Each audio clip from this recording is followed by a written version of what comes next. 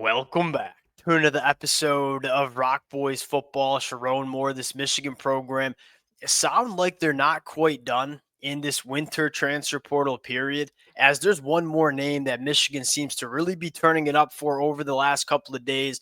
That's New Mexico State offensive tackle Shiyazh Pete.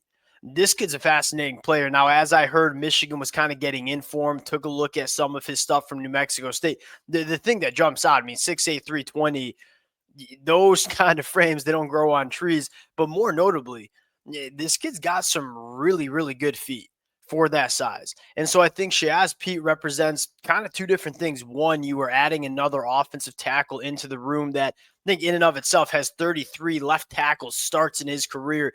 That's really appealing because you look at Michigan's offensive tackle room right now, the three guys that I think we have the most confidence in.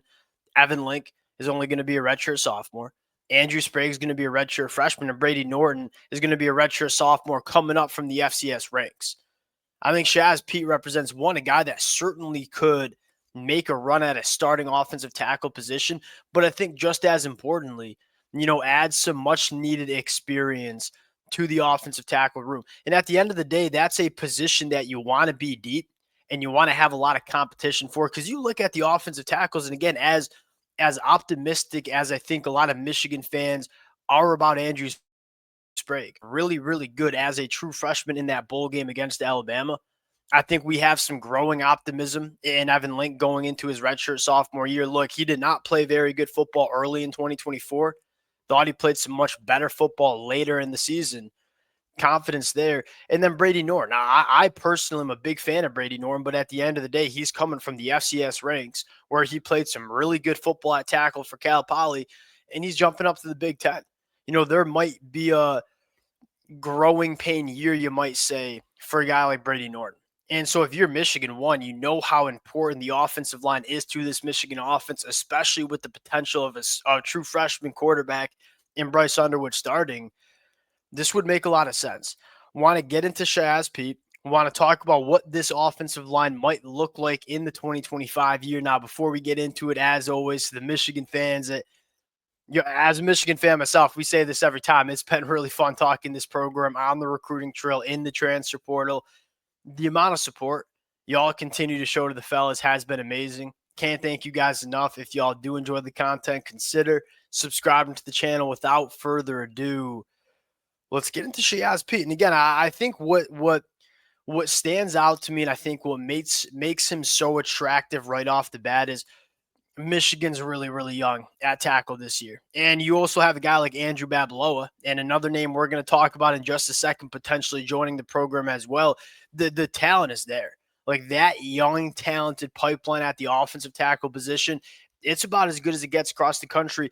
But going into 2025, it's a young room.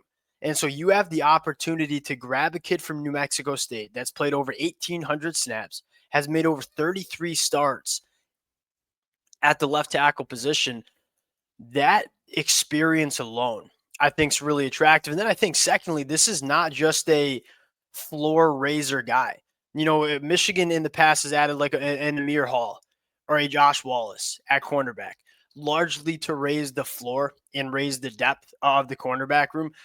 Shiyazh Pete raises the floor, raises the depth, but he's also a guy that has all Big Ten caliber upside because, again, 6'8", 320 with the footwork this kid has. And whenever I'm evaluating offensive line, I when they're coming from the G5 ranks, you got to go to when they play Power 4 competition.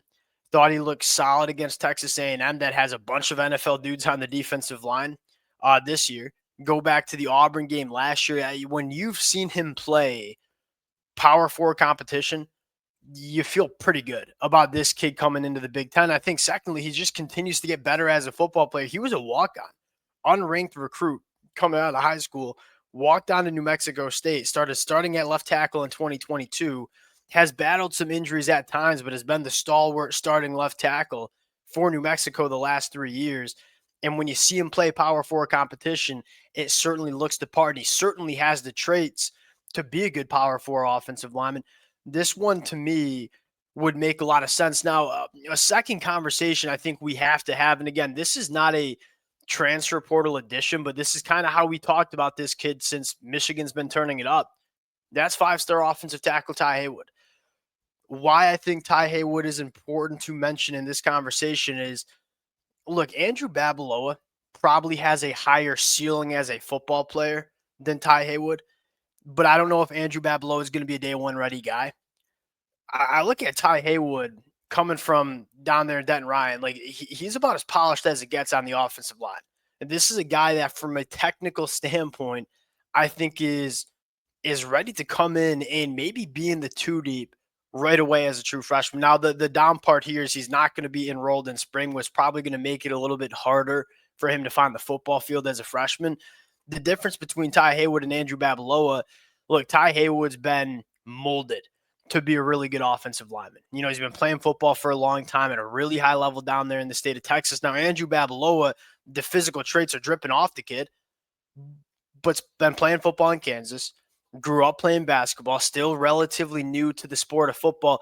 He's probably a guy that needs a year to put on a little bit more weight and to become a little bit more polished of a football player before he can come in and start for Michigan. Tai Haywood, from a polish standpoint, is certainly there. Now, I'm interested to see what the size looks like for Tai Haywood as he gets in. He's a leaner offensive lineman. He's a really good athlete, but he's a little bit lean. What does he come in weight wise? Is he coming into Michigan in the summer 300 plus pounds, and now it's just, hey, can we get you acclimated to the Power Four level? But why I want to mention Tai Haywood in this is, normally we don't talk about true freshmen coming in and impacting the offensive line year one. I think Tai Haywood could do that. Now, do I think Tai Haywood's going to start right away? Maybe not, but I do think at some point in that 2025 season, I think he could be a two deep kind of guy, and a guy that could play for Michigan and play at a high level if he was asked to. Now, at the end of the day, we're seeing a ton of these offensive linemen coming out of high school kind of ready. I mean, Jordan Seaton played very good football, left tackle for Colorado. There's a bunch of freshmen that come to the collegiate ranks, and these kids, for lack of better terms, are just a little bit more ready to play. Now, you look at the depth chart and what it looks like for Michigan, specifically on the offensive line. I feel really good about the interior, right? Greg Crippen's coming back. We feel good about El Hadi. I think you have to fill in that left guard spot, but I think we feel good about Nate Afobe, potentially Lawrence Attar. The interior offensive line is good. I think the position that we're looking at is the tackle spot, and that is Evan Link, who's making the transition from the right side to the left side. And the trajectory seems to be going up for Evan Link, there are still question marks about him being ready in 2025. You have Andrew Sprague at right tackle as a redshirt freshman. I think is going to be really good. And then you start looking at the two deep and say, as we sit right now, it's probably Brady Norton, number 3, who is a third-year football player from the FCS ranks, and it might be true freshman Andrew Babaloa. I think for Michigan, you're looking at the tackle spot and saying, all right, if we add one more guy, we feel really good about our two deep, and we feel really good about the depth that we have on offensive tackle. And look, what are Michigan's goals going into 2025? It's Big Ten championship, national championship, at least in my opinion. I mean, what we saw from this Michigan team at the end of 2024, now you add a difference maker at quarterback that I think he is in Bryce Underwood. Yeah, there might be some growing pains. There's certainly a shot that this Michigan team, their goals, I think, from a roster standpoint, are to compete in the month of November and December. If you want to do that, why did Michigan win a national championship in 2023? It was for a lot of different reasons. One of those reasons, extremely deep. Right, we all remember when Zach Zinner went down against Ohio State a year ago. That would cripple some other offensive lines. You know what I mean? Because they just don't have the depth to replace an all Big Ten caliber guy. Michigan, it kind of, you kick Carson Barnhart in guard, you throw in Trente Jones at tackle, and we scored a touchdown on the next play. Michigan's offense didn't really skip a beat, and then went on and won a national championship. Depth on the offensive line for teams that want to compete for national championships, really, really important. And Shiyazh Pete, I think, would solidify the depth for this Michigan offensive line. Now, you look at Shiyazh Pete, it sounds like it's coming down to us at Michigan and Nebraska. Nebraska just took an offensive tackle from Alabama and Elijah Pritchett. So I feel like you feel decent about Michigan's chances here to lock this one in. And now all of a sudden you look at the tackle position and say, one, we love the depth, and two, the competitive depth. mean, Shiyazh Pete's a good player. That certainly could start for Michigan. Is going to push guys like Evan Link, and Andrew Sprague to get on the football field. That's my take on it. We'll see if Michigan can get this one done. Appreciate you guys rocking with it. If y'all do enjoy the content, consider subscribing to the channel, and we'll talk to y'all later.